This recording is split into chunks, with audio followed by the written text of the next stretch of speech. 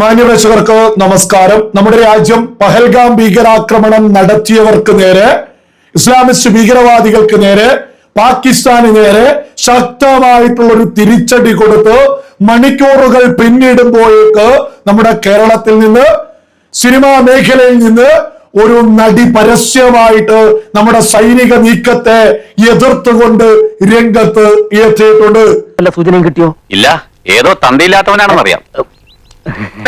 ശരിയാ, ഞാൻ ആമിന നിജാം എന്ന മമ്മൂട്ടി നായകനായിട്ടുള്ള ടർബോ സിനിമയിൽ ഉൾപ്പെടെ അഭിനയിച്ചിട്ടുള്ള ഈ ആമിന നിജാമാണ് ഒരു സ്റ്റോറിയിലൂടെ പരസ്യമായിട്ട് വിളിച്ചു പറയുന്നത് നമ്മുടെ രാജ്യത്തിന്റെ സൈനിക നീക്കത്തെ പോലും അപമാനിച്ചുകൊണ്ട് അവര് മുന്നോട്ട് വെച്ചിട്ടുള്ളതാണ് ഞാൻ ഇവിടെ കൊടുത്തിട്ടുള്ളത്. വേഷം കെട്ടലൊന്നും എന്റെ അടുത്ത് വേണ്ട, ഞാൻ ആരാണെന്ന് നിനക്ക് അറിയില്ല. മോന്ത കണ്ടില്ലോ, ഒരൊറ്റ പൊട്ടിക്കലെന്നുണ്ടല്ലോ. അപ്പൊ മുതലാളിക്ക് ഇത്ര നേരമായിട്ട് മനസ്സിലായില്ലേ ഇവൻ പൊട്ടനാണ് മുതലാളി? അതെ, നിരവധി ചോദ്യങ്ങൾക്ക് ഇപ്പോഴും ഉത്തരം ലഭിക്കാത്തപ്പോഴും രാജ്യത്തിന്റെ സാമ്പത്തിക സ്ഥിതി ഏറ്റവും മോശമായിരിക്കുമ്പോഴും നമ്മുടെ രാജ്യം കൊലപാതകം ഒരു പരിഹാരമായി കണ്ടെത്തിയതിൽ എനിക്ക് ലജ്ജ തോന്നുന്നു. പാവം, എല്ലാ കഴിവും കൂടി ദൈവം ഒരാൾക്ക് കൊടുക്കൂലല്ലോ. യുദ്ധവും കൊലപാതകവും സമാധാനം കൊണ്ടുവരുന്നില്ല എന്നത് ഓർക്കുക. ഞാൻ അതിനെ പിന്തുണയ്ക്കുന്നില്ല. പഹൽഗാം ആക്രമണത്തിന് പ്രതികാരം ചെയ്യാൻ ശ്രമിച്ചു എന്ന് കരുതുന്ന ആളുകളെ കൃത്രിമമായി സൃഷ്ടിച്ചിരിക്കുന്നു. home appliance of the two families, you are the link. No, you are the link of the link. നമ്മൾ കടന്നു പോകുന്നത് ഒരു യുദ്ധത്തിലൂടെയാണ്. നഷ്ടം സാധാരണക്കാർക്ക് മാത്രമാണ്.